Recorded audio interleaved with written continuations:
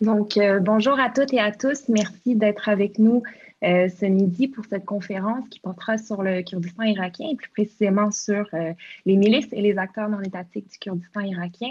C'est avec grand plaisir qu'on vous accueille aujourd'hui pour cette midi-conférence en format virtuel. Cette conférence a lieu dans le cadre des activités de l'Observatoire sur le Moyen-Orient et l'Afrique du Nord de la chaire Raoul Mandurand, communément appelée l'OMAN. Et cette conférence est la première d'une série de conférences que l'Observatoire organise tout au long de l'hiver. Merci d'être parmi nous. Le Kurdistan irakien aura connu de nombreux soubresauts politiques dans sa quête d'indépendance. On se souvient notamment du dernier en date, le référendum de 2017, qui s'est soldé par un échec. Sur fond de tensions et de conflits avec la Turquie et l'Irak notamment, mais pas uniquement, les Kurdes ont subi une forte répression politique dans les dernières années. Toutefois, toutes et tous ne semblent pas s'entendre sur la manière de conjuguer ces conflits. Comment expliquer l'échec du référendum de 2017? Quelle place a joué la coalition de l'OTAN contre Daesh dans la composition et les actions des milices kurdes? Est-ce que les forces kurdes irakiennes, les Peshmerga, constituent un groupe homogène? Quelle influence détiennent-elles dans le processus indépendantiste kurde irakien? C'est à toutes ces questions et bien d'autres que notre conférencier d'aujourd'hui, Benjamin Toumol, répondra. Benjamin Toubol est doctorant au département de sciences politiques de l'Université Laval et membre du Interdisciplinary Research Center on Africa and the Middle East du Canadian Network for Research on Terrorism, Security and Society. À la suite de la présentation de M. Toubol, qui durera environ 50 minutes, M. Aoun, qui est le directeur de l'OMAN, fera un commentaire de la conférence et s'en suivra une période de 20 minutes de questions. Vous pouvez dès maintenant posez vos questions dans la boîte, dans le formulaire de contact en bas. Il y a une boîte blanche où vous pouvez poser vos questions. Donc, c'est sous l'écran de diffusion, en bas de la page. Vous pouvez poser vos questions tout au long de la conférence et moi, je les mettrai ensemble et les poserai à la fin de la conférence dans cette période de questions. Donc, je vais répéter aussi par la suite, quand ce sera le moment, comment ça fonctionne, mais vous pouvez donc dès maintenant poser vos questions. Sans plus tarder, je vous laisse la parole, M. Toubol. Merci d'être avec nous ce midi. Merci d'avoir accepté de donner cette conférence qui, j'en suis certaine, sera très, très intéressante et saura nous éclairer sur cette situation assez dramatique par moment du Kurdistan irakien. Merci beaucoup. Merci beaucoup, Mylène. Merci, Samy. Merci à la chaire Raoul Mandurand et à l'Observatoire. Merci beaucoup à tous d'être présents aujourd'hui. Je vais essayer d'expliquer un petit peu mon parcours de recherche et principalement donc mon sujet qui porte sur les dynamiques d'influence des groupes politico-militaires au Kurdistan irakien. Donc effectivement, c'est vrai que le Kurdistan irakien, c'est un environnement, c'est une région qui fait beaucoup parler d'elle de manière générale dans les médias, et à chaque fois qu'on entend parler du Moyen-Orient, on entend souvent parler de rivalité de groupes et rivalité politique. Je vais essayer de mettre en avant justement un petit peu d'expliquer cette une certaine grille de lecture qui va permettre d'effleurer les rivalités d'influence et surtout le fait que l'explication occidentale et la grille de lecture occidentale qu'on peut avoir des influences interrégionales des États n'est pas forcément la même que la réalité de terrain. Donc c'est vraiment un sujet d'actualité et je vais essayer de partager mon écran qui met en avant différents acteurs étatiques. Et quand on parle d'acteurs étatiques, et dans le cadre de ma recherche au Kurdistan irakien, on parle d'États, mais surtout de groupes non étatiques. Et ces acteurs non étatiques ont de plus en plus de poids et influencent le paradigme étatique aujourd'hui au Kurdistan irakien, en Irak et de manière générale au Moyen-Orient. Donc c'est vraiment à la constatation de ces dynamiques de pouvoir au Kurdistan irakien qu'on est à même de se demander si les situations successives ont poussé ce qu'on appelle, ce que moi j'appelle dans ma recherche, et ce que je vous expliquerai plus tard, ce qu'on appelle le proto-État kurde, à concéder au fur et à mesure le monopole de la violence légitime. Au Kurdistan irakien, nous avons différents pôles d'influence, et ces pôles d'influence sont dirigés par un système familial qui joue un petit peu de népotisme et parfois de despotisme si on suit un petit peu les condamnations de leurs opposants. Chaque pôle d'influence réside, en fait, use de son pouvoir dans les trois provinces du Kurdistan irakien. Donc sans plus tarder, je vais vous présenter une carte alors cette carte elle est tirée d'Al Jazeera, mais de manière générale c'est, on va dire, la carte officielle présentée par le gouvernement du Kurdistan irakien. Alors qu'est-ce qu'on voit? On voit effectivement que ce territoire est un territoire extrêmement petit. Et c'est un territoire enclavé, c'est vraiment un terme qui revient de manière générale dans les études de revendication territoriale au Kurdistan, au Moyen-Orient et de manière générale en Irak du Nord au Kurdistan, c'est que c'est un petit territoire avec seulement environ 5 millions et demi d'habitants. Et ces 5 millions et demi d'habitants sont répartis entre trois provinces qui hébergent on va dire, les principales capitales, les principaux pôles financiers qui sont Duhok, Erbil et Suleymaniye. Erbil, le terme Erbil reprend le nom de la ville principale, de la capitale, de ce qui est communément appelé la capitale kurde irakienne, qui est Erbil. Ces trois provinces-là sont en fait, ce qui est intéressant, sont en fait influencées par des dynamiques régionales qu'on verra un petit peu plus tard.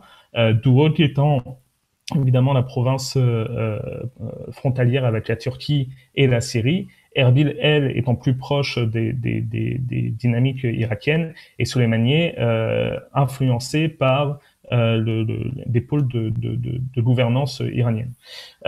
Vous voyez aussi que sur cette carte, il y a on va dire trois étapes, trois phases. Il y a la phase de gouvernance, on va dire, intégralement kurde, qui sont donc les trois provinces en jaune que vous voyez.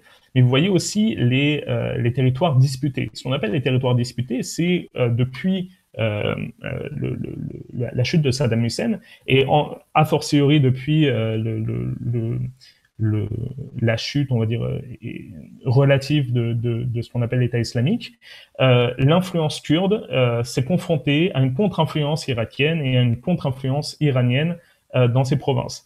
La province hongrie que vous voyez, c'est à l'époque où cette carte a été faite, donc c'était en 2017, c'est les territoires dirigés par ce que le gouvernement kurde irakien nomme l'armée kurde, c'est-à-dire les Peshmerga. C'était une gouvernance irakienne, mais sous, on va dire, protectorat Peshmerga. Ça n'a pas duré longtemps, on le verra un petit peu plus tard. Par exemple, le Kirkouk, qui n'est pas situé sur cette carte, se situe entre Erbil et Soleimani en territoire disputé.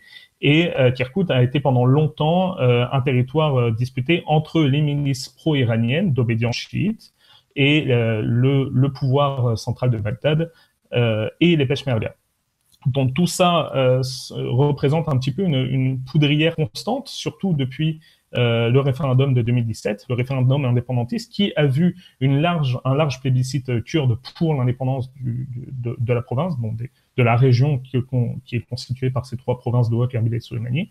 Mais un petit peu ce référendum est un référendum tué dans l'œuf, car à la suite de ce référendum, il y a eu un embargo turco-syrien, il y a eu des pressions iraniennes et évidemment une avancée des forces de politique, en tout cas coercitive irakienne, contre le gouvernement kurde irakien.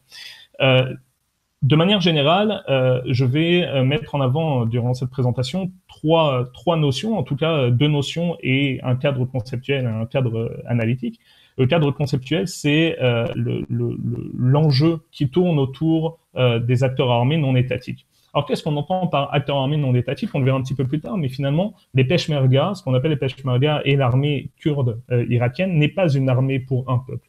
C'est un conglomérat de groupes d'influence politique et d'obédience ethnique et religieuse que constitue qui constitue un pôle de réserve coercitif pour les gouvernements kurdes irakiens. Et ce pôle cette force de réserve est utilisé parfois avec plus ou moins une bonne ou mauvaise volonté par le gouvernement kurde irakien, pour de multiples missions de coercition contre certaines parties de la population kurde, ou alors pour mettre en avant l'unité kurde face à l'émergence de l'État islamique en Irak. Il y a eu un certain consensus de manière générale, entre les gouvernants kurdes et les différentes maisons rivales de politique au Kurdistan irakien entre 2014 et 2017. Et cette période entre 2014 et 2017, c'était la période, on va dire, chaude, où la ligne de front kurde était en prise avec les colonnes de l'État islamique. Et c'est vrai que là, il fallait chercher l'unité, il fallait chercher une certaine cohésion militaire pour repousser les colonnes kurdes. On sait comment ça s'est fini. Finalement, les provinces frontalières du Kurdistan irakien ont évacué la majorité des cellules et des offensives de l'État islamique. Et ensuite, cette unité a disparu. Donc c'est vrai que ce contexte régional, finalement, c'est une unité ad hoc. Et de manière générale, ça a toujours été comme ça avec les principales forces kurdes, c'est que cette unité, elle a été utilisée, encore une fois, pour des missions précises et pour des cas précis. Donc c'est pour ça que je fais appel un petit peu dans ce contexte régional à un développement de pouvoir et de contre-pouvoir entre de tels acteurs qu'on appelle des acteurs armés non étatiques, donc qui ne dépendent pas, et parfois oui, parfois non, qui ne dépendent pas du gouvernement kurde irakien. Cette structure un petit peu de coercition, elle est utilisée la plupart du temps pour renforcer la souveraineté au sein des trois provinces du Kurdistan irakien. Et c'est encore une fois, ces groupes-là ne sont pas une armée, comment on pourrait dire ça, une armée de professionnels. Encore une fois, c'est une armée de réserve, et la plupart du temps, elle est alimentée par des groupes régionaux. Et ces groupes régionaux ne sont pas forcément kurdes irakiens, ils peuvent être kurdes syriens, kurdes turcs et kurdes iraniens. Alors, à quoi ça nous amène toute cette mosaïque-là? Ça nous amène à ce que j'aimerais amener dans ma recherche, c'est-à-dire à la question de l'hybridation et de la multipolarité. Pourquoi hybridation? Parce que, effectivement, encore une fois, on a une armée qui n'est pas une armée. C'est un groupe armé à caractère hybride qui s'alimente un petit peu de différents apports régionaux et de différents apports ethniques et locaux. On le verra un petit peu plus tard, mais la question du territoire kurde n'est même pas une question homogène pour tout, n'a pas trouvé consensus au milieu de ces groupes armés qui peuvent être politisés de différentes manières, où il peut y avoir effectivement un prisme politique extrêmement grand, un spectre politique extrêmement grand au sein de ces groupes. Et donc, cette hybridation, finalement, alimente le caractère multipolaire de la force kurde au Kurdistan irakien. Et finalement, cette hybridation fait un petit peu exploser la notion de peshmerga. La plupart du temps, quand on a une approche médiatique des choses et quand on s'attarde un petit peu sur comment est présentée la situation au Kurdistan irakien, on parle des peshmerga, mais encore une fois, les peshmerga, ça sous-tendrait donc une chaîne de commandement unique. Ce n'est pas le cas. Il y a une multipolarité des chaînes de commandement et donc une multitude d'agendas politiques. Alors, qu'est-ce qu'on entend? Encore une fois, on en a parlé un petit peu tout à l'heure, mais qu'est-ce qu'on entend par groupe armé étatique? Il y a eu différents, au fur et à mesure de l'analyse géopolitique, il y a eu différentes définitions qui ont été tirées, mais il est important de conceptualiser ce qu'on appelle ces groupes armés non étatiques. Au sein d'un contexte régional, l'évolution de tels acteurs hybrides pose des véritables défis de contre-pouvoir. Et ce qui est important, c'est de définir ces caractéristiques pour essayer de comprendre un petit peu l'influence qu'ils peuvent avoir dans un processus ensuite de construction étatique. Et la tâche est encore plus ardue si on comprend, si en tout cas on intériorise le caractère protéiforme de ces groupes. Alors là, j'ai pris une définition de Krauss-Millikan, mais finalement, on peut dire qu'un groupe, un groupe armé non étatique ou des acteurs armés non étatiques, ça peut être défini comme une entité dotée d'une idéologie et d'une liberté d'action qui use de manière prévisible ou non, de tactiques violentes et de moyens d'acquérir le contrôle sur un territoire afin d'y fomenter des opérations militaires pour atteindre un but politique. Ça, c'est très important parce que, encore une fois, cette multipolarité politique, eh ben, elle va avoir des répercussions sur l'influence régionale. Comme on l'a vu tout à l'heure, les 3 provinces qu'on a vues, qui traditionnellement ont été divisées entre la famille Barzani, qui est donc qui représente un petit peu la famille au pouvoir, l'actuel président du gouvernement kurde irakien, Nerchivan Barzani, et le fils de Massoud Barzani, qui était l'ancien président du Kurdistan irakien. Son père et son grand-père étaient les anciens leaders du Kurdistan irakien, et tout ça, en fait, suit une certaine lignée politique qui n'est pas sans rappeler des lignées féodales. Hein. On est vraiment dans ce cas-là, et qui dénote totalement avec le cadre européen d'État-nation westphalien qu'on a l'habitude d'avoir en Europe, et que l'Europe, comment dire,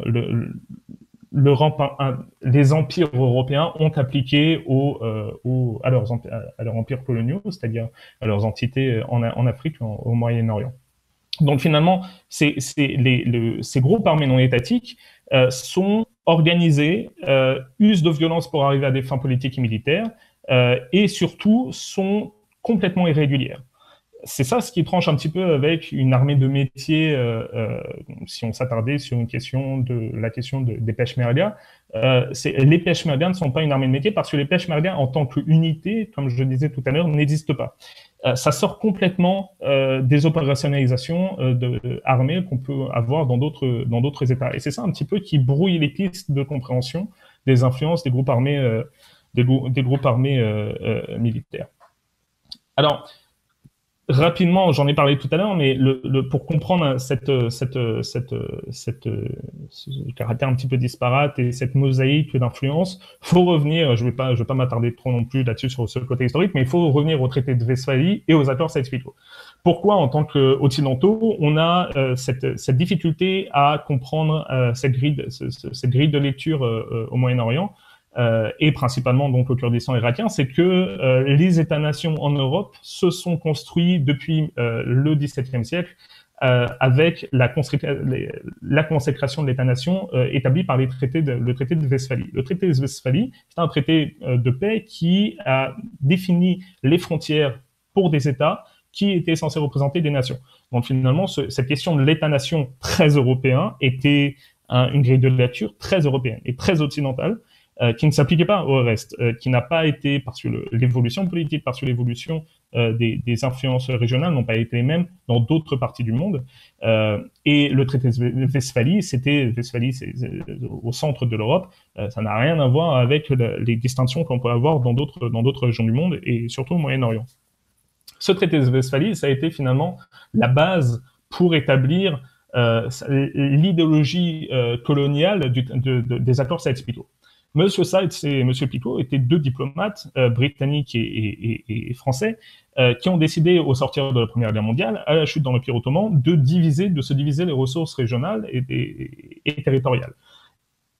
Mais en parlant de ressources, il fallait aussi parler de population. Et finalement, cette question de population, elle n'a pas vraiment été mise en avant parce que, si vous le voyez bien sur la carte que j'ai repris, vous voyez 3 zones A, B, C, avec des lignes plus ou moins droites. C'est très géométrique tout ça, et qui ne prennent absolument pas en compte les réalités claniques de la région, et qui n'ont rien à voir avec les évolutions que vous pouvez voir actuellement entre l'Arménie, ce qu'on voit, l'Arménie, la Syrie, l'actuel Liban, etc.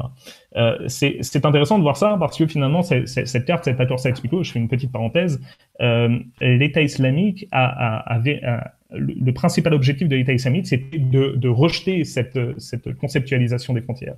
Et il y a une image qui a fait le tour du monde d'un bulldozer de l'État islamique qui a défoncé en fait une motte de terre qui était censée représenter la frontière entre l'Irak et la Syrie. Et c'était totalement artificiel. C'est une frontière absolument artificielle qui ne prenait pas en compte cette réalité-là. Et dans l'imaginaire islamiste djihadiste de l'État islamique, il fallait revenir à des frontières ancestrales.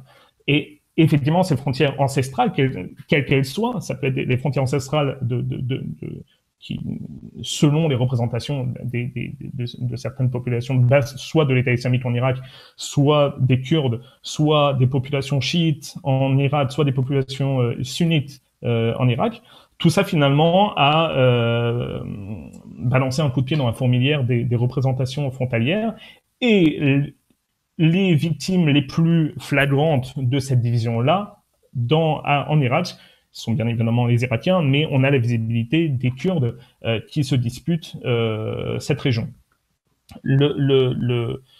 Cette réalité-là m'a amené à me poser la question suivante, c'est pourquoi donc l'organisation hybride et multipolaire des groupes armés sur le territoire kurde irakien remet en perspective la question de la légitimité du modèle étatique. Effectivement, dès le moment où les frontières ne sont plus légitimes, les méthodes de gouvernance et des États et les gouvernements qui régulent ces États ne sont plus légitimes. Il y a vraiment une crise de légitimité dès le moment où on parle de groupes armés, d'entités non étatiques. Ces entités non étatiques sont une réalité sur le terrain qui rejette complètement le paradigme de l'État tel que nous le connaissons. Donc c'était cette question. Pour répondre à cette question, il faut vraiment sortir de l'approche centrée sur l'État et surtout décoloniser la perspective de l'État tel que nous, Européens, nous l'avons. Et pour comprendre le narratif kurde de l'État, ça revient à la révolution turque kémaliste de 1919, et d'un côté, donc il y a deux piliers de cette perception, de cette remise en question de la perception des frontières. Pour les Turcs, c'était la révolution kémaliste du XXe siècle, du début du XXe siècle, et la révolution iranienne khomeiniste de 1979. Et c'est intéressant parce que ces deux piliers qui, idéologiquement, n'ont rien à voir. On sait que Mustafa Kemal, qui était le leader turc, était un leader qui a mis en avant une certaine laïcité à la turque, encore une fois, une certaine européanisation de l'État pour la Turquie. Et de l'autre côté, la révolution islamique iranienne, dirigée par l'ayatollah Khomeini, a mis en avant le caractère Khamenei, pardon, qui a mis en avant le caractère ancestral des frontières, c'est-à-dire rejeter complètement la lecture européano-centrée des États. La guerre d'indépendance turque qui a eu lieu entre 1919 et 1923, ça a été vraiment un tournant pour le nationalisme kurde. L'intelligentsia kurde au début du XXe siècle s'est vraiment inspirée de ce débat qui a eu lieu en Turquie à cette époque-là, surtout au sortir de la Seconde Guerre mondiale où il fallait complètement repenser les frontières. Et les nationalistes kurdes, en fait, qui à la base avaient soutenu Mustafa Kemal, ont dû au fur et à mesure reconsidérer leur position parce que Mustafa Kemal finalement la révolution kémaliste a été plus néfaste pour la cause kurde que bénéfique. Donc, je parlais de complexité de la situation kurde. Je vais pas vous faire l'affront de vous expliquer tout ce qui se passe là, mais globalement, pour schématiser, je dirais que quand on parle de Kurdes, il faut savoir de quels Kurdes on parle. On parle des Kurdes de Syrie, comme je disais tout à l'heure, de l'Iran, de l'Irak, de la Turquie. Il y a eu un mouvement, et le président Barzani a pendant un temps voulu synthétiser ce que vous voyez ici, c'est l'Union des communautés kurdes, le KCK, qui avait comme projet de rassembler toutes les volontés, tous les nationalismes kurdes, que ce soit turc, syrien, irakien ou iranien, en un seul et même combat, pour ensuite mettre en avant le rêve d'un grand Kurdistan. Okay, la plupart du temps, dans des entreprises nationalistes, quand on met le terme grand avant le nom d'un pays, ça n'arrive pas toujours à de bonnes fins. Et en l'occurrence, ce projet-là est mort un petit peu dans l'œuf. Parce qu'il y a eu, encore une fois, des influences clientélistes et népotiques. c'est très compliqué dès le moment où on considère que il n'y a pas une unité kurde, de voir que si on s'arrête sur le gouvernement kurde irakien et les différents petits partis kurdes irakiens, finalement, ce qui est resté le plus dans l'optique d'un État-nation à l'occidental, c'est les Kurdes irakiens. Alors que de leur côté, ce qu'on appelle leurs cousins, c'est-à-dire les Kurdes de Syrie, ont constitué ont construit une sémantique et une logique étatique proche du marxisme, qui est le Rojava. Le Rojava, c'est toute la partie nord-est de la Syrie qui est sous gouvernance kurde et qui représente un conglomérat, ce qui se rapproche le plus d'un conglomérat réussi de communauté kurde pour contrecarrer l'influence de Bachar al-Assad. Donc, pour rapidement arriver à répondre à la question que je vous ai soumise, je vous propose trois angles d'attaque. Le premier attaque, c'est effectivement comprendre cette hybridité sécuritaire et comprendre un petit peu le caractère de ces groupes armés, de ces acteurs non étatiques. Le second point, ça serait effectivement de comprendre que cette hybridité, ça représente un dilemme sécuritaire. Et ce dilemme sécuritaire est en partie expliqué par le rejet du rejet de ce qu'on appelle le statocentrisme, c'est-à-dire le rejet de l'État-nation en tant que tel. Et troisième point que je vous proposerais, ça serait effectivement de comprendre que tous ces dilemmes-là sont alimentés par un sectarisme, un népotisme, un clientélisme qui a amené à la privatisation de la sécurité en tant que telle. Alors, pour arriver à ça, il faut comprendre que l'hybridité sécuritaire, elle s'est faite, comme j'ai dit tout à l'heure, à cause ou grâce de la multipolarité de ces groupes armés non étatiques.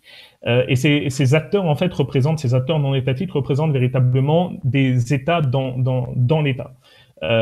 Le proto-État, que j'utilise le terme proto-État pour développer le concept de quasi-État, c'est-à-dire un État qui n'est pas encore un État, mais qui utilise des institutions qui se rapprochent le plus de l'État. Et ces institutions qui devraient être égaliennes mettent en avant l'utilisation d'acteurs non étatiques. Donc on a un semblant d'État qui utilise des éléments non étatiques. De manière générale, on entend ce terme de proto-État comme on l'assimile un petit peu à un État failli. C'est pas vraiment un État failli. C'est un petit peu ce qui revient la plupart du temps dans la littérature. C'est un quasi-state. C'est un embryon étatique. Et l'existence de ces embryons étatiques, ils échappent non seulement au contrôle effectif de l'État, mais ils ont le potentiel de poser un défi important à l'État-nation moderne et à ses institutions. Les acteurs non étatiques qui évoluent dans ces zones grises ne peuvent pas logiquement représenter une menace pour l'intégrité d'un processus étatique aux yeux des organisations internationales. Et pourtant, ces mêmes acteurs sont les artisans du processus d'une volonté anti-westphalienne, c'est-à-dire anti-européano-centrée de construction étatique.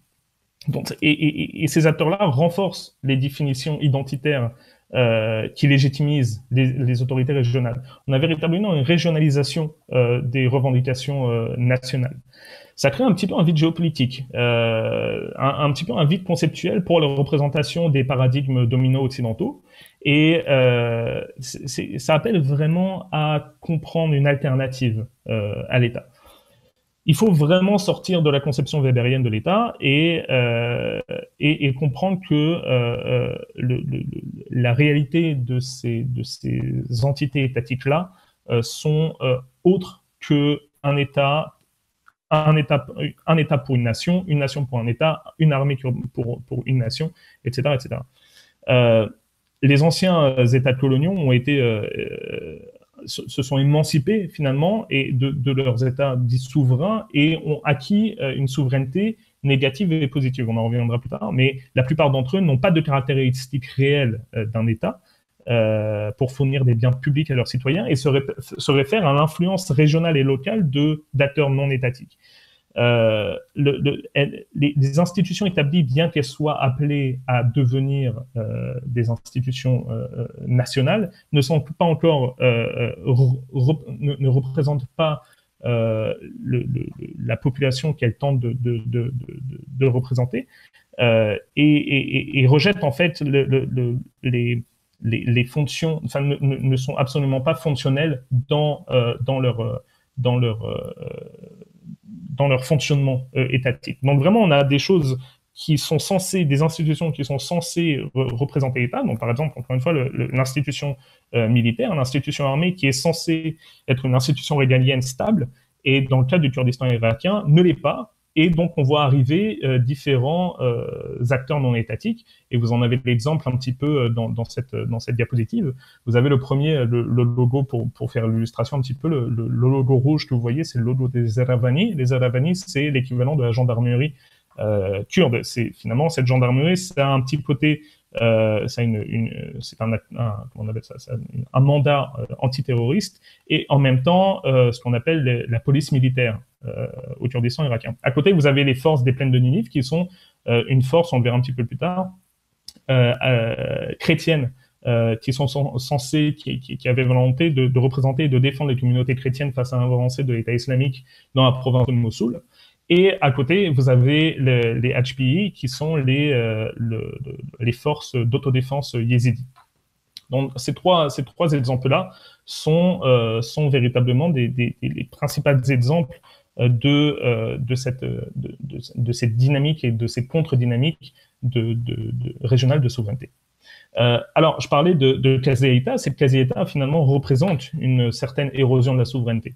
Cette érosion de la souveraineté nationale, elle soulève des questions de légitimité et de gouvernance. La faiblesse des structures de l'État et la limitation des ressources, par exemple, cette limitation des ressources, elle s'est traduite par un défaut de paiement au Kurdistan irakien. Le gouvernement n'a pas pu, jusqu'à très récemment, payer ses fonctionnaires. Ça a fait l'objet de manifestations. Il y a eu des violences qui ont été commises durant ces manifestations qui appelaient à rejeter le clientélisme latent du gouvernement kurde irakien,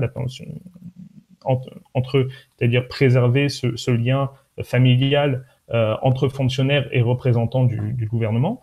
Il y a eu des manifestations, donc, et finalement, le Kurdistan irakien s'en est sorti, le gouvernement s'en est sorti en récupérant, en étant payé par le gouvernement irakien central de Bagdad, qui s'oppose à toute émancipation, à toute autonomie du Kurdistan irakien.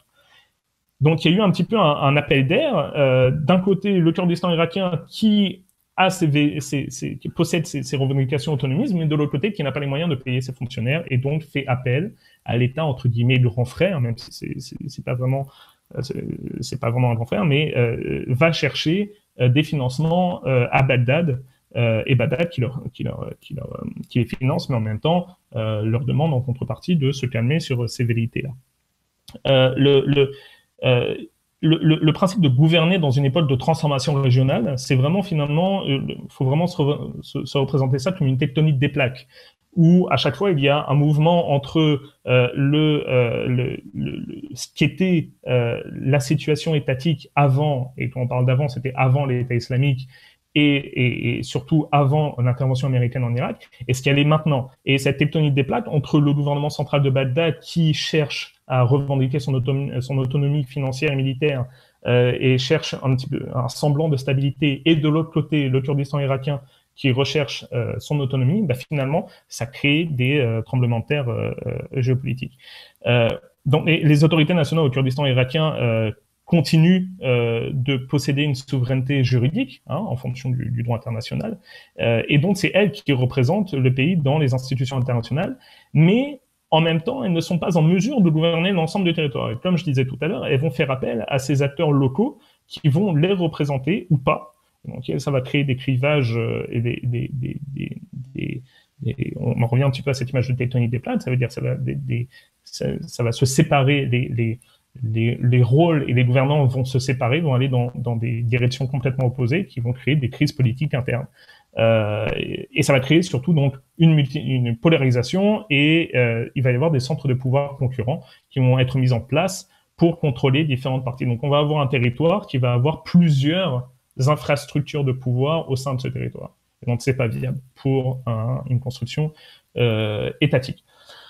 Pour représenter ça, c'est intéressant. On parlait du quasi-État tout à l'heure, mais on parle aussi des lacunes de souveraineté interne et externe. Et je vous propose trois logos un petit peu de représentation nationale kurde. Le premier, c'est le drapeau du Kurdistan irakien, qui est un petit peu le drapeau officiel du gouvernement, et aussi du PDK, qui est le Parti démocratique du Kurdistan, qui appartient à la famille Barzani.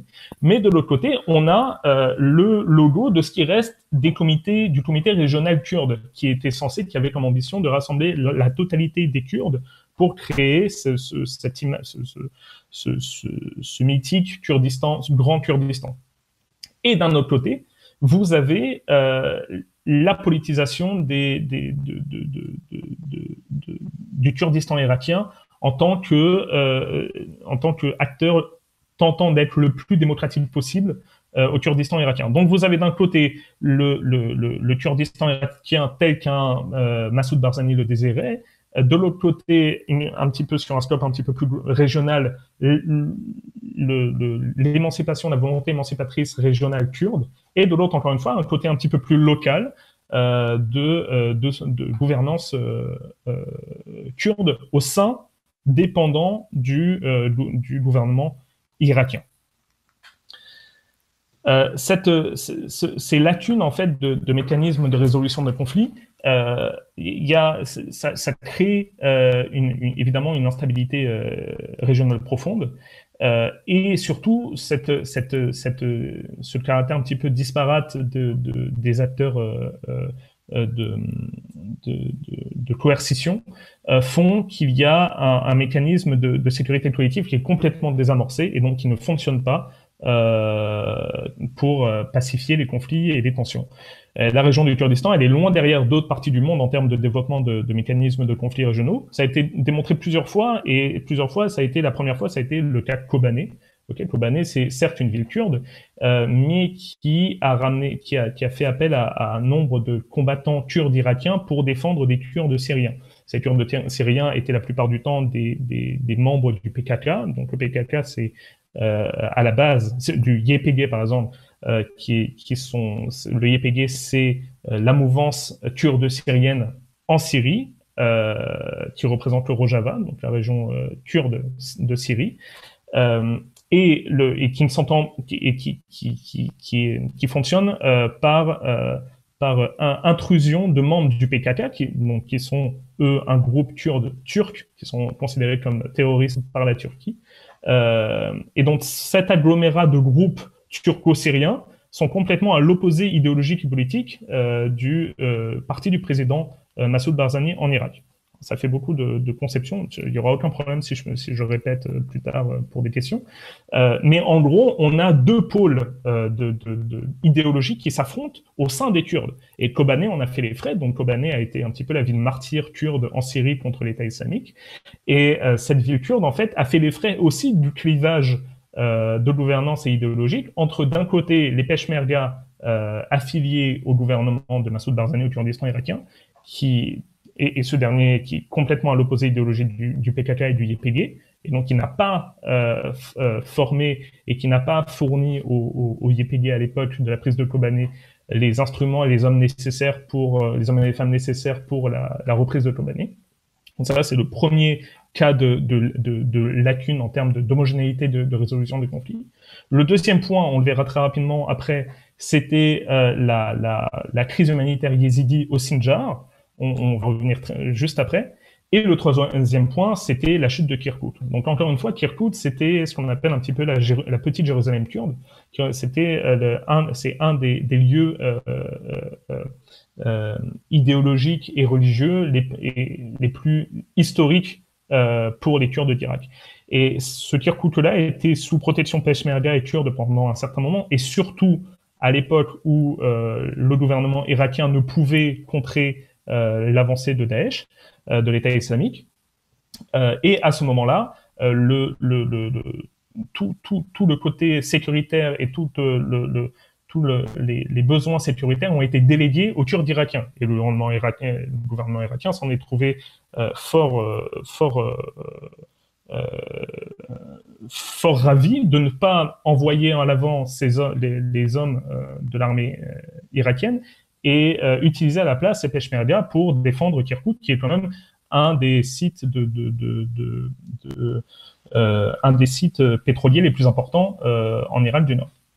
À la suite de la chute de l'État islamique, le gouvernement central irakien a revendiqué ce patrimoine et cette région stratégique et a évacué un maximum de Peshmerga kurdes irakiens en disant cette ville n'appartient pas au Kurdistan irakien, historiquement elle appartient à l'Irak. Et là aussi, il y a eu des disparités entre les différentes familles gouvernantes du Kurdistan irakien, car d'un côté, on avait des membres de milices yézidis et assyro-chaldéennes qui appartenaient aux brigades unifiées Peshmerga, qui étaient sur le terrain et qui ne souhaitaient pas laisser l'Irak ou le gouvernement irakien prendre la ville pour une multitude de raisons, dont celle qui a été que l'Irak n'a pas été capable de défendre la ville face à l'avancée des djihadistes de l'État islamique. Et de l'autre côté, d'autres gouvernants kurdes irakiens, avec leurs propres milices privées de Peshmerga, qui ont dit non, nous, on s'entend très bien avec le gouvernement irakien, on n'a aucun problème à ce que le gouvernement irakien reprenne Kirkouk, donc on laisse faire. Et donc, effectivement, cette disparité a créé donc une crise stratégique majeure pour le gouvernement régional du Kurdistan. Et la famille Barzani s'en est trouvée fort affaiblie, tant sur le côté stratégique que sur le côté de la légitimité, de la légitimité politique qu'il avait. Donc rapidement, parce qu'il me reste peu de temps, mais je vais m'avancer sur ce qu'on appelle un petit peu dans ce dilemme sécuritaire, le clivage entre les forces paramilitaires et les forces pro-gouvernement. Ça veut dire quoi? Ça veut dire qu'on a différents groupes, parmi ces différents groupes kurdes irakiens, on a des groupes qui sont liés au gouvernement irakien, donc les brigades unifiées Peshmerga, et les milices pro-gouvernement qui sont aussi liées au gouvernement, mais qui ont un caractère complètement irrégulier dans sa liaison avec le gouvernement. Ce tableau, je l'ai pris d'un article de Bomet et Clayton, un petit peu, qui ont fait un travail vraiment passionnant sur les définitions de ces différents acteurs et groupes armés non étatiques. Et on voit qu'entre les forces paramilitaires qui peuvent constituer un semblant d'armée unifiée, on voit que les liens avec le gouvernement sont forts, ils sont officiels, les fonctions sont régulières, mais elles peuvent ne pas l'être. Leur autonomie est évidemment basse parce qu'ils se réfèrent constamment au gouvernement.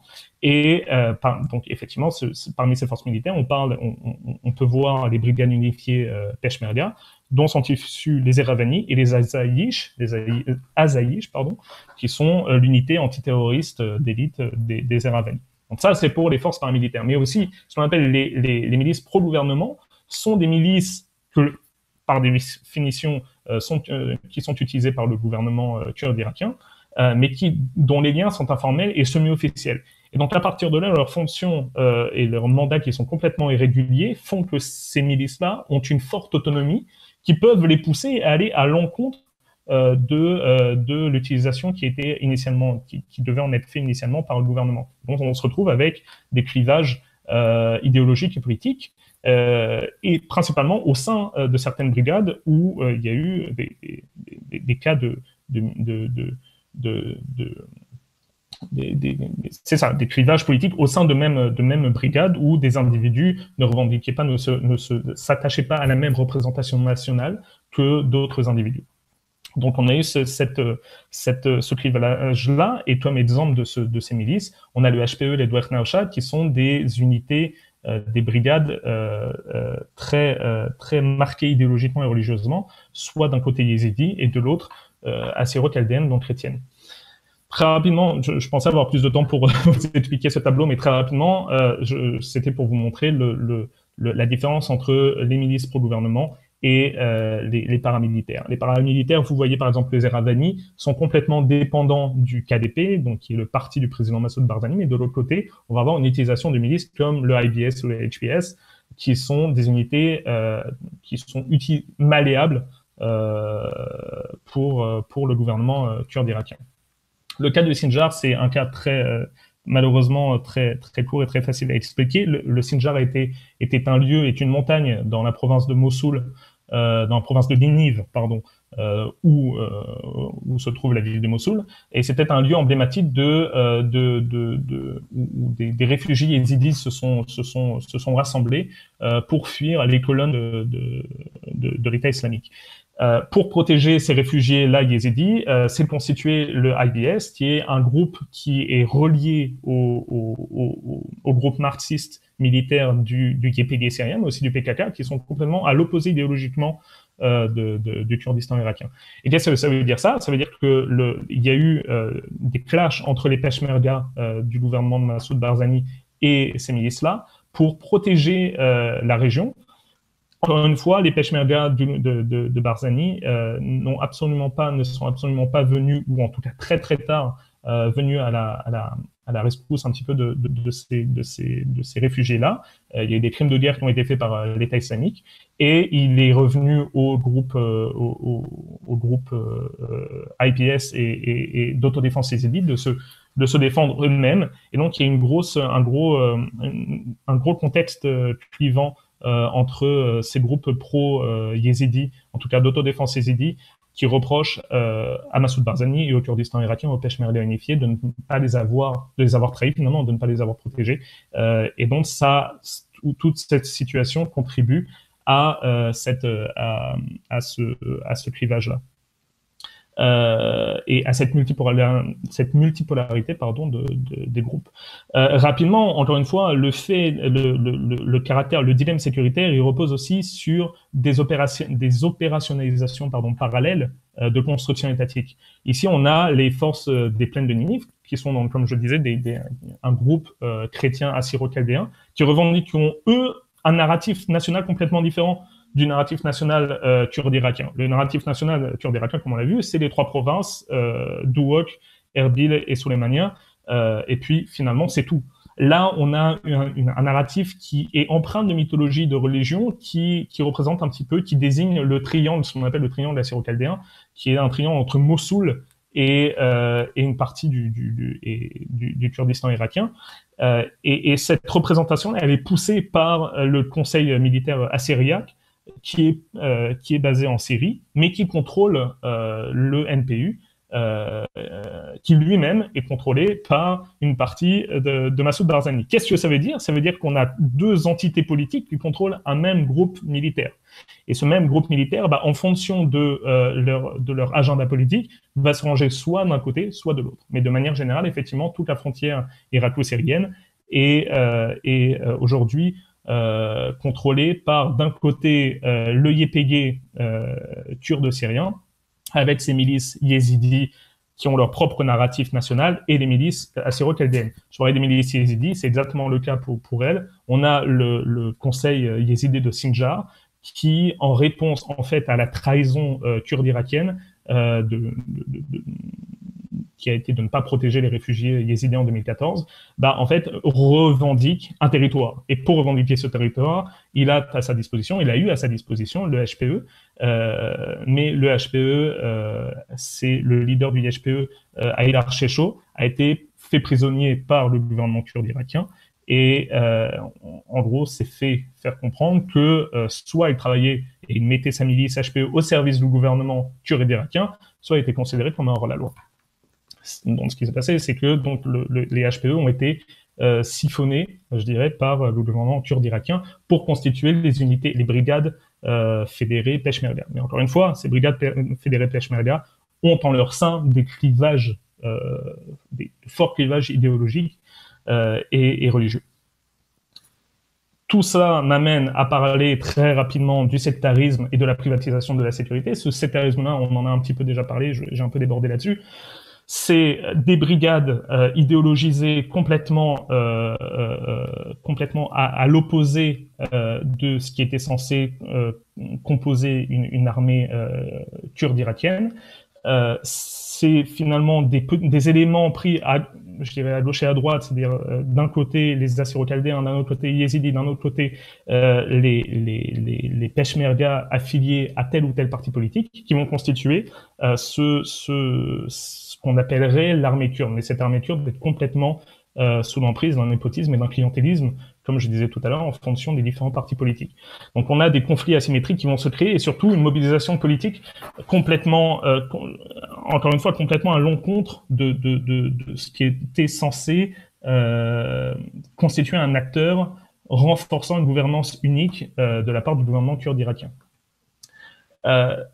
Malheureusement, j'aurai sûrement peut-être pas le temps de vous expliquer ça, mais ce renforcement de ces acteurs non étatiques-là est alimenté par une insécurité d'abord de l'État, parce que comme ce tableau dont j'ai pris de Yesedat et Kardas, qui ont fait un très bon bouquin sur les acteurs non étatiques au Kurdistan irakien, il y a d'abord l'insécurité étatique, qui est alimentée par un État complètement affaibli au niveau de sa structure démocratique. On va avoir une insécurité ce qu'ils appellent une insécurité de régime. C'est finalement le régime qui lutte d'abord pour sa survie des partis politiques, qui lutte d'abord pour leur survie et qui utilise des milices pour leur propre protection plutôt que pour la survie de l'État. Et ensuite, une insécurité régionale qui finalement se retrouve, qui est alimenté par un Kurdistan irakien au milieu d'une Turquie qui n'est absolument pas à l'aise avec une indépendance kurde d'un côté, un Iran qui fait exactement la même chose, et le gouvernement central de Bagdad qui se retrouve avec des velléités sécessionnistes qui ne font pas ses affaires au sortir de l'occupation américaine. Donc la question, ça serait finalement, est-ce que on a un déclin de la structure étatique généralisé au Moyen-Orient par le modèle kurde irakien? Finalement, je dirais oui, car les deux éléments que sont l'hybridité et la multipolarité des groupes kurdes irakiens remet complètement en question la légitimité du modèle étatique, parce que ce modèle étatique-là est représenté par un clientélisme et un népotisme des partis, je dirais, historiques, et qui s'alimentent eux-mêmes d'une certaine mythologie de la construction de l'État-nation à l'européenne.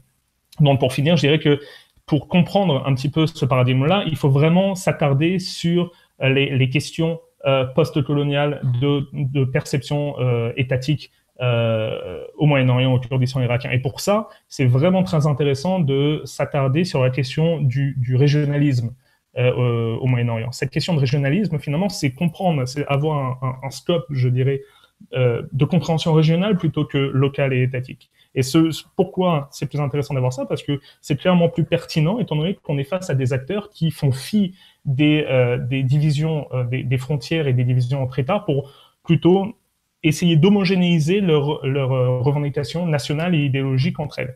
On a l'exemple de ces groupes-là, d'un groupe yézidi du Kurdistan irakien qui va se rapprocher des Kurdes syriens pour revendiquer leur autonomie nationale au Kurdistan irakien.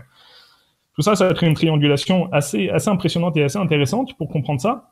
Mais c'est sûr que pour comprendre ça, il faut vraiment démonter la perception, la conception westphalienne de l'État-nation au Kurdistan irakien. Je dirais pour ça que, pour finir, la perspective post-coloniale est très importante à prendre en compte pour comprendre ces influences-là.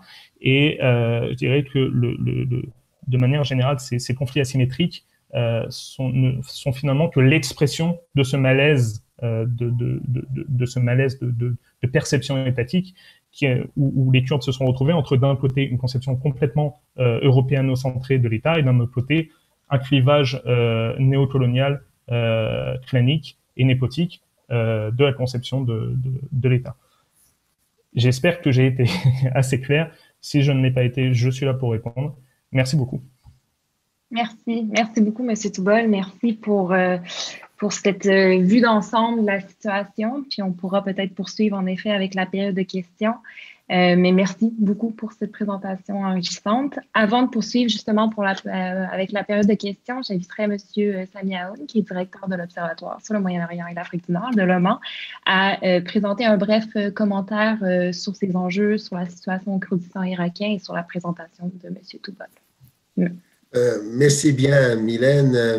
Merci, Benjamin Toubol, pour vraiment cette rigueur, cette méthodologie bien articulée et votre connaissance qui, de plus en plus, elle est vraiment touche la profondeur de la question kurde et surtout dans sa dimension de sécurité et surtout cet ordre milicien qui a créé autour de lui certainement une représentation politique qui mérite d'être revisitée encore une fois. Et je ne ferai pas une contre-conférence comme Mylène m'a conseillé de le faire, mais au contraire, je veux être en complémentarité avec M. Toubol sur quelques points qui sont, à mon sens, assez importants. Tout d'abord, début de votre intervention, M. Toubol, vous avez bien mis le doigt sur une plaie importante. C'est le découpage colonial de cette région et la fin de l'Empire ottoman, le dernier califat des musulmans, et ce qui a créé vraiment sur ces vestiges beaucoup des anomalies, si on peut se permettre cette expression, au niveau de la restructuration des entités politiques et culturelles. Alors, en ce sens, les Kurdes, qui n'ont pas d'amis que les montagnes, comme ils le disent, alors ils étaient comme un peu délaissés, soit par le jeu des nations, le jeu des grandes nations, comme vous l'avez bien cité, qu'il soit selon les accords Sykes-Picot, qu'il soit dans le congrès de Versailles et par après le traité de Sèvres. Alors ça, c'est un point important. Mais je veux le creuser un tout petit peu, si vous permettez.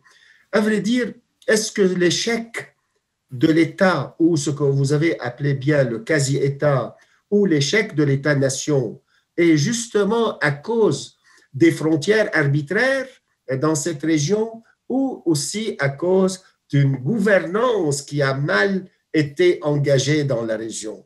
Alors, pour le dire autrement, est-ce que c'est l'Irak qui a des frontières arbitraires ou peut-être mal destinées, ou c'est le Liban ou la Syrie qui est le problème dans sa profondeur, ou plutôt que les pouvoirs qui étaient en place ont mal peut-être servi leur population, soit au niveau étatique, c'est-à-dire que cet État s'ouvre sur une possibilité de confédération, sur une possibilité d'avoir des marchés transfrontaliers ou de faire atténuer ce verrouillage qu'on a mis l'État par des frontières très dures pour des raisons de sécurité en particulier, pour peut-être servir la sécurité du régime en place.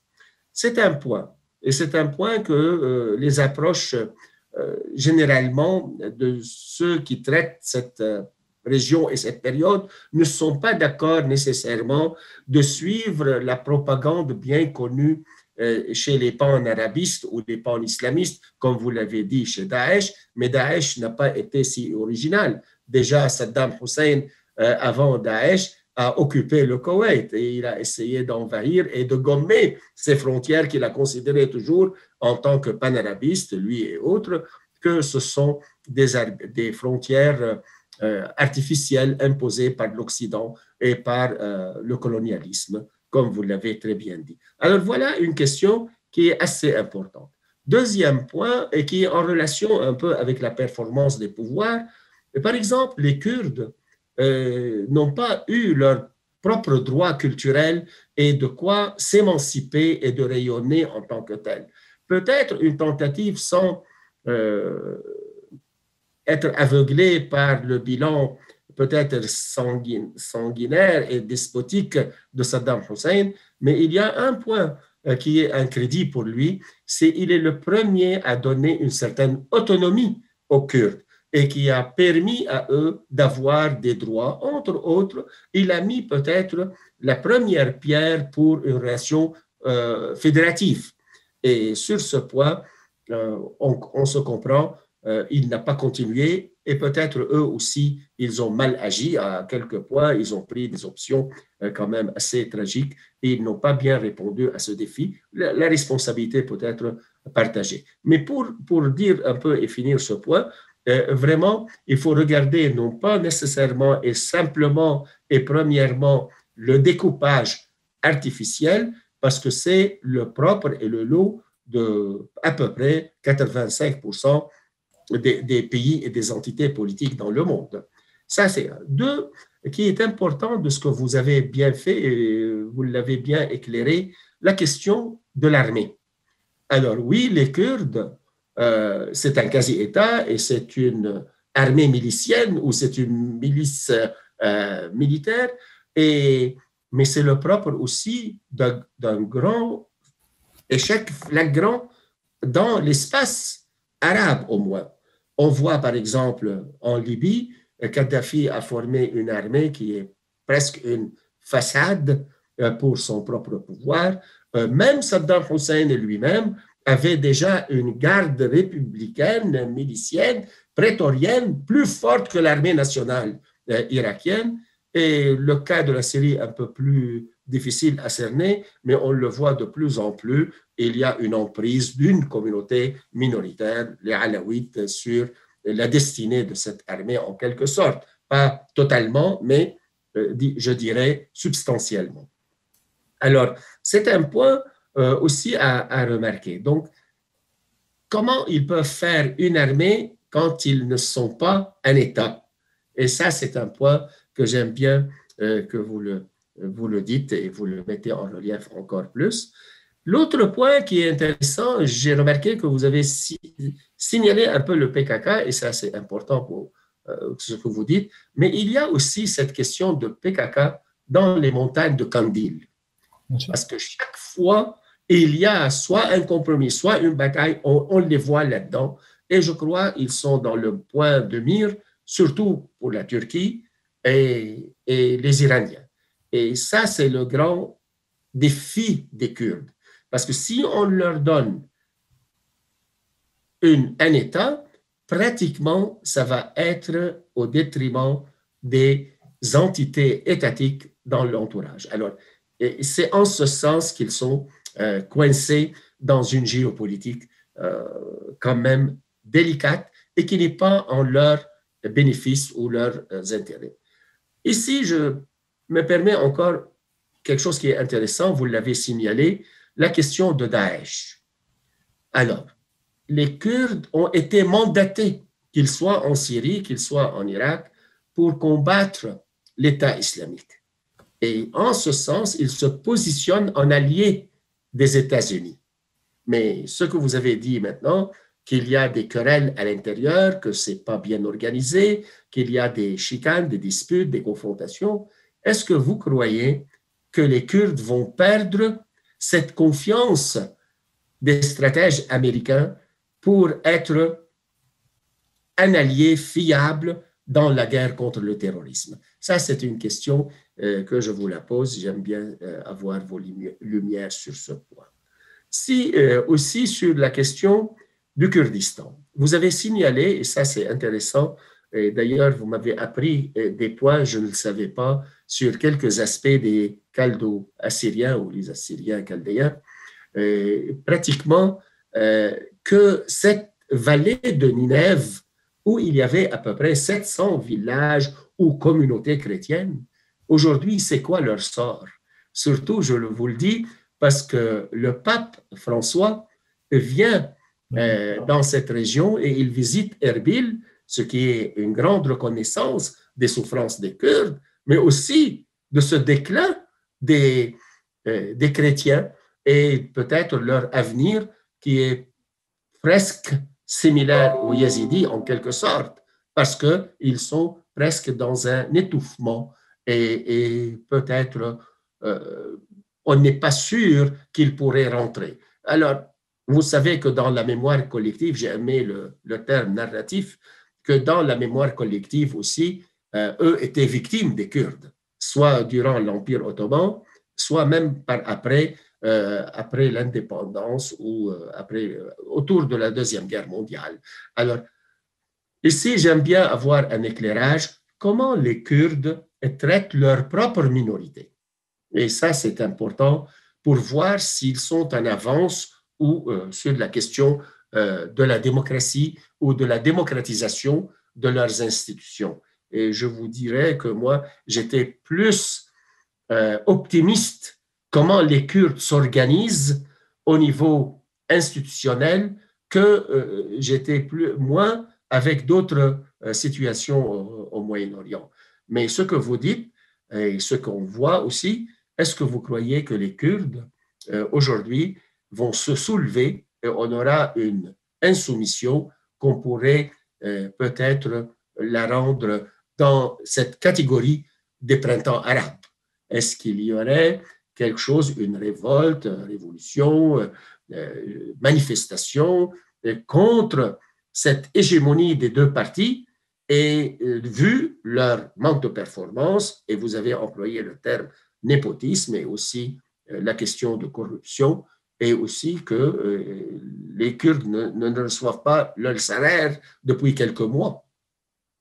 Alors, et pour ne pas prendre beaucoup de votre temps, mais on peut continuer sur d'autres points, mais j'aime bien simplement, vous me dites, est-ce que les Kurdes ne sont pas en train de vivre l'éclatement de leur utopie de l'État kurde en même temps que les Arabes sont en train de subir la fin de leur utopie de l'unité arabe et en même temps l'ensemble des islamistes sont en train de vivre aussi la fin de leur utopie islamique et de l'unité islamique. Alors nous sommes dans la fin de plusieurs utopies à la fois dans cette région. Alors je vous remercie encore pour votre belle intervention et je vous souhaite un très bon cheminement doctoral et je suis sûr et certain que vous êtes couronné au bout du chemin. Merci. Merci, M. Aoun. Merci pour ces questions, ces réflexions. Probablement que vous avez envie de répondre, M. Toubol, parce que ça suscite plusieurs chemins de réflexion. Je veux juste, avant de vous laisser la parole, réitérer que vous pouvez poser vos questions au public. Je m'adresse à vous, public. Si vous pouvez poser vos questions dans la boîte au bas de la page, sous l'écran. Donc, si vous avez des questions, des réflexions pour M. Toubol, c'est le moment. Mais je vous laisserai la parole si vous voulez revenir un peu sur les questions que M. Aoun vous a posées. Oui, merci beaucoup, M. Aoun.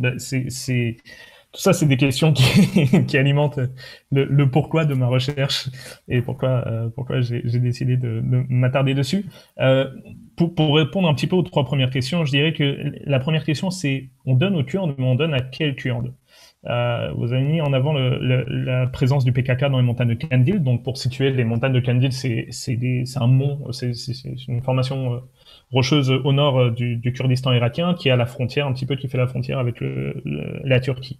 Et donc, effectivement, ici, il y a des cellules du PKK, donc ce groupe kurde turc anti-Erdogan, mais aussi anti-Massoud Barzani, qui est là et qui a des cellules.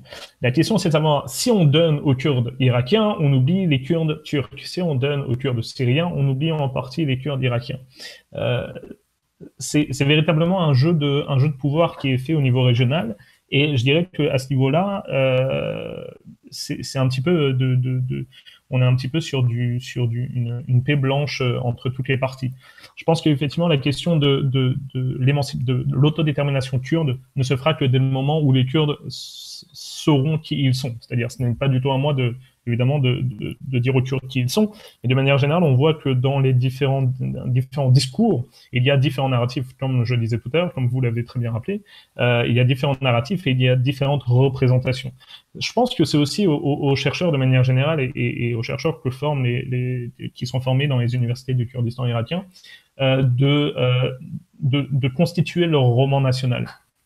Et c'est vrai que ce roman national, il est un petit peu utilisé, la mythologie a été utilisée. On sait évidemment que Saddam Hussein a mandaté les Kurdes pour stabiliser un petit peu la région, mais c'était évidemment un mouvement politicien de la part de Saddam Hussein à ce niveau-là, parce qu'il savait que l'homogénéité étatique était complètement remise en question, que ça soit au sud évidemment, mais surtout au nord. À l'époque, les Peshmerga sous l'ordre de Saddam Hussein, les Kurdes étaient incorporés dans l'armée ba'athiste en Irak, jusqu'à ce que les mouvements sécessionnistes et kurdes ne fassent exploser un petit peu cette tentative d'assimilation. Saddam Hussein ne savait pas à quel Kurde se désigner, parce qu'il savait très bien que derrière les Kurdes irakiens à l'époque, il y avait aussi des opportunités stratégiques pour les Kurdes turcs et pour les Kurdes syriens. Je dirais, depuis la chute de Saddam Hussein, pour répondre à votre seconde question ou troisième question, je pense que les Kurdes en Irak, et je parle là pour le coup de mon focus, le focus que je fais, c'est vrai que la question kurde syrienne et du Rojava est passionnante, mais je dirais que les Kurdes irakiens ont, même avant 2017, ils ont manqué la fenêtre d'opportunité qui s'offrait à eux. Ils l'ont manqué, c'est pas forcément uniquement, je dirais, de leur fait, c'est aussi du fait de leur supposés soutiens internationaux. Mais je pense que, de manière générale, on a tendance à voir 2017 comme un mouvement politique précipité par Massoud Barzani dans le référendum. Le référendum d'autodétermination a été mis en avant comme un petit peu une deadline de Barzani face à Bagdad. Bagdad était en train de se relever. On ne parlait pas encore des Hashd al-Sha'abi, des milices chiites en Irak, mais les Hashd al-Sha'abi étaient déjà présents et ont fait les affaires du gouvernement irakien face aux Kurdes et face à leur velléité. Et l'équation des milices chiites en Irak, qui existait déjà, parce qu'on a eu toutes les milices de Moqtada Sadr contre les Américains en Irak, on savait très bien qu'il y avait une obédience chiite dans les groupes armés irakiens. Mais on a eu, à partir de 2017, les Kurdes ont eu face à eux, les Kurdes d'Irak ont eu face à eux une milice organisée, financée. On a tendance à se précipiter en disant qu'elle a été financée par les Iraniens et par les gardiens de la révolution. Mais les Hashd al-Sha'abi se financent soit par eux-mêmes, soit par le gouvernement irakien. L'Iran ici, finalement, a lancé le mouvement à ce niveau-là, mais Moqtada Sadr, qui est lui-même un dirigeant chiite, et chiite, nationaliste irakien. Il n'est pas nationaliste iranien. Et donc, il faut se mettre en compte, il faut prendre en compte que le pôle chiite en Irak est très fort, est très prégnant, et surtout très empreint de nationalisme. Donc, la fenêtre d'opportunité s'est perdue, et même avant 2017, du fait de l'émancipation de ces groupes nationalistes chiites en Irak. Concernant les minorités, très rapidement, je dirais que par ce que j'ai vu et par l'expérience qui en a été faite par les réfugiés yézidis et chrétiens, le gouvernement du Kurdistan irakien travaille par assimilation plutôt que par intégration. C'est-à-dire que le gouvernement Barzani met d'abord en avant « vous êtes des Kurdes » avant de dire « vous êtes des yézidis, vous êtes des chrétiens ». Quand je suis parti à Erbil, il y a un quartier qui s'appelle le quartier Ankawa, et je crois que le pape est passé par là, par la cathédrale d'Ankawa, qui est une très belle cathédrale de style chaldéenne. C'est un petit peu, quand on arrive dans ce quartier-là, c'est un petit peu une vitrine de très trivialement, regardez, nous sommes tolérants, nous avons des chrétiens, il y a une communauté juive, il y a une communauté yézidi. Mais finalement, c'est très cantonné à Ankawa. Et finalement, ces distinctions religieuses à Erbil, en tout cas dans la capitale, elles ne sont pas si visibles. Le quartier d'Ankawa, il est à côté de l'aéroport international. Donc, on est obligé de passer par Ankawa en sortant de l'aéroport. Donc, ce qu'on voit, c'est « waouh, on est en Irak, les chrétiens sont là, les minorités sont là, tout va bien. Et en plus, ils sont en train de construire des buildings, etc. » C'est pas si évident de ça parce qu'il y a vraiment une volonté, et j'ai beaucoup travaillé à Paris avec le père Dubois qui est un humanitaire qui a travaillé avec les réfugiés yézidis, qui a fait tout un travail de récolte de témoignages d'expériences qu'ont vécu les yézidis face aux actes génocidaires de Daesh. Et finalement, ce qui ressortait, et en discutant avec lui, ce qui en ressortait le plus, c'était oui, ils sont au Kurdistan, mais face à eux, après les tentes du Sinjar, des camps de réfugiés du Sinjar, ils se sont retrouvés face aux tentes et aux camps de réfugiés de Duhok au Kurdistan irakien. C'est-à-dire que le Kurdistan irakien a ses problèmes de réfugiés aussi.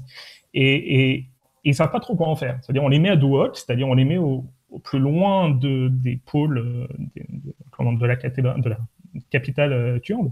Mais finalement, on travaille avec, mais un petit peu de loin, et pour ce qui est de nos minorités, on les assimile. Vous êtes kurde, vous êtes juif, vous êtes chrétien, vous êtes ce que vous voulez, mais vous êtes d'abord kurde. Et ensuite, vous faites ce que vous voulez. C'est pour ça que je disais que c'est pas si évident dans les outils militaires que le gouvernement kurde a à sa disposition, parce que il y a du sectarisme, il y a des clivages idéologiques forts et religieux forts. Et enfin, pour finir, est-ce que les Kurdes ont eu leur printemps? Je ne sais pas. Véritablement, je pense que les Kurdes, ce qu'ils aimeraient bien avoir, c'est déjà autre chose que, en fait, exister que par la guerre. C'est-à-dire, médiatiquement, on entend les Kurdes, on entend parler des Kurdes uniquement parce qu'on entend parler de conflits dans la région. On a entendu parler des Kurdes durant la première guerre du Golfe, on a entendu parler des Kurdes, c'est vrai, par les gars. C'est vrai qu'on a eu quand même un certain retour d'informations quand Saddam Hussein a gazé certaines populations au Kurdistan irakien, mais pas plus que ça. Et on a entendu les Kurdes, on a entendu parler des Kurdes et de leurs revendications, que ça soit en Syrie ou en Irak, à cause ou grâce à l'État islamique. Et là, on s'est dit, tiens, c'est des personnes qui valent le coup qu'on s'intéresse à elles. Mais à la chute, prétendue chute de l'État islamique, on n'en entend plus trop parler. Donc je dirais que je sais pas, je pense que tout ça, le problème, c'est que le problème de base, c'est la récupération politique de la cause kurde, et qui fait le jeu parfois de la Syrie. On sait que Bachar al-Assad, c'est beaucoup appuyé, c'est beaucoup présenté comme défenseur des populations kurdes durant la présence massive de l'État islamique en Syrie. Mais c'est pas si évident. Donc il y a beaucoup encore de choses à découvrir. Et je pense même que, comment dire ça, je pense qu'il y a beaucoup d'introspection qui doit être faite de la part de la recherche kurde, c'est-à-dire de l'intelligentsia kurde par rapport à ce qu'elle est et par rapport à qui elle veut représenter finalement. Merci beaucoup. J'aurais une question par rapport à la place des femmes kurdes dans ces milices et les acteurs armés non étatiques. Si je ne m'abuse, les femmes ont joué un rôle important, notamment dans la révolution du Rojava. Quels sont les impacts des mouvements indépendantistes sur les femmes en particulier, puis sur leur quête d'égalité, sur les enjeux qui les concernent, notamment pour les droits des femmes? Quels sont leurs défis? Quelle place, quelle importance elles ont dans ces milices-là? Les femmes kurdes, elles ont joué un rôle prépondérant dans la propagande internationale kurde. Il y a deux visions. En tout cas, il y a deux manières de voir la chose. La première chose, c'est que le Kurdistan irakien, que ce soit irakien, soit le Rojava, donc le Kurdistan syrien, c'est des communautés patriarcales fortes et fortement traditionnelles. Quand on regarde les faits divers sur les sites d'information kurdes, on voit beaucoup de cas de meurtres, comment on appelle ça, de crimes d'honneur.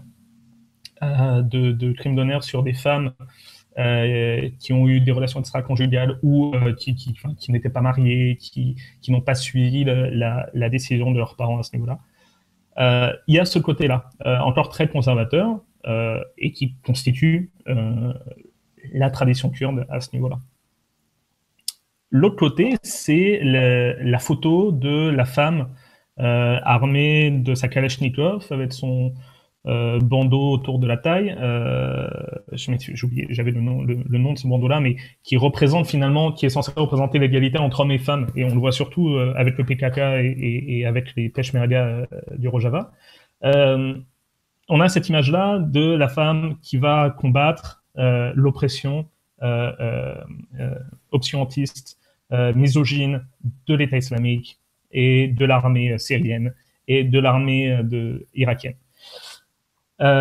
C'est vrai qu'on voit beaucoup d'unités féminines, on voit beaucoup, il y a eu beaucoup de visions, même dans les télés kurdes, de montrer, regardez, nous sommes un pays, une nation qui met en avant toutes ces composantes d'obédience marxiste parce que nous mettons en avant les hommes, les femmes, l'égalité des sexes dans le combat pour le bien-être de la nation. Ça existe beaucoup au Rojava.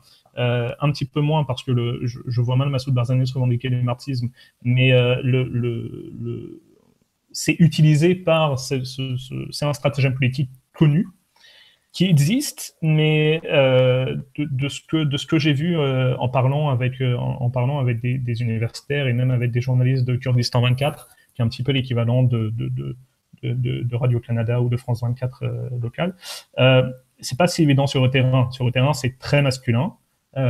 Et donc, ce qu'on voit au retour, c'est beaucoup d'images de martyrs, c'est-à-dire les femmes.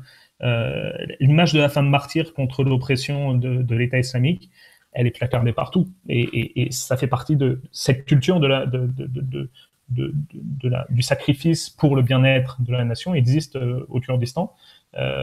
Et le fait, a fortiori, le fait de mettre une femme devant, c'est un fait malheureux évidemment, mais ça fait le jeu aussi de la propagande kurde. Pro-indépendance, nationaliste et évidemment État islamique, c'est sûr. Mais je dirais qu'au Kurdistan irakien, sur le terrain, c'est pas si évident de constater une omniprésence féminine. Je crois qu'il y a une haut gradée femme au sein des brigades d'unifiés Peshmerga. Justement, sur cette question d'image-là, et ce sera la dernière question, on a une question du public. Est-ce que vous estimez que l'implication kurde dans la lutte contre l'État islamique, tant en Irak qu'en Syrie, a globalement aidé l'avancement de la cause kurde sur la scène internationale et la reconnaissance du Kurdistan? Et ça revient un peu aussi avec le commentaire de M. Haroun. Oui, c'est ça. Ça veut dire dès le moment où on a eu besoin des Kurdes, on les a mis en avant et on s'est rendu compte que les Kurdes avaient quelque chose à dire et à revendiquer et qu'ils étaient présents.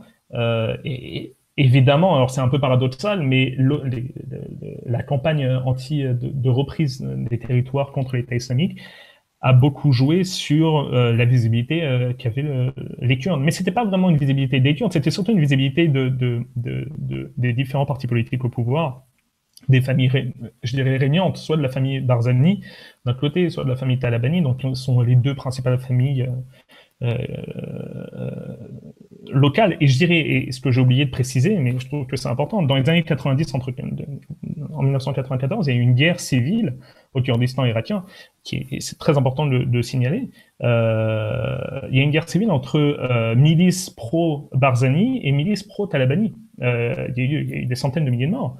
Et cette guerre civile, elle s'est jouée au Kurdistan irakien. Et cette guerre civile a été utilisée par Saddam Hussein pour... C'est un lieu commun de dire diviser pour mieux régner, mais c'était un petit peu le cas. Et cette visibilité, s'est créée avec cette guerre civile-là, en disant OK, et la plupart du temps, ce qu'on voyait dans la chancellerie occidentale, c'était, pardonnez-moi du terme, mais OK, c'est les Arabes entre eux. Sauf que c'était complètement rien à voir. C'était une petite enclave qui s'auto-détruisait face au rouleau compresseur barassiste de Saddam Hussein et face à la Turquie et face à la Syrie. Et je dirais cette visibilité-là, encore une fois, la visibilité des Kurdes, elle est faite entre soit la guerre, soit finalement guerre régionale ou guerre civile. Mais c'est toujours pour des raisons dramatiques, je dirais, mais l'histoire d'une nation est faite de chapitres dramatiques. Mais pour l'instant, le prologue, a priori, du Kurdistan est assez négatif à ce niveau-là. Merci beaucoup. Merci, M. Toubol, pour cette conférence enrichissante qui nous éclaire beaucoup sur la situation. Merci, M. Haoun, pour votre commentaire, vos réflexions toujours aussi pertinentes. Merci à vous d'avoir été présents et présentes pour cette conférence et je vous invite à rester à l'affût pour nos futures conférences de l'Observatoire sur le Moyen-Orient et l'Afrique du Nord de Le Mans, de la chaire Haoun-Endurant. Il y a plusieurs événements et conférences qui s'en viennent dans les prochaines semaines, dans les prochains mois. Donc, je vous invite à rester avec nous, à nous suivre via les réseaux sociaux, via notre site Internet et notre infolette. Et je vous souhaite une très bonne journée. Merci beaucoup encore.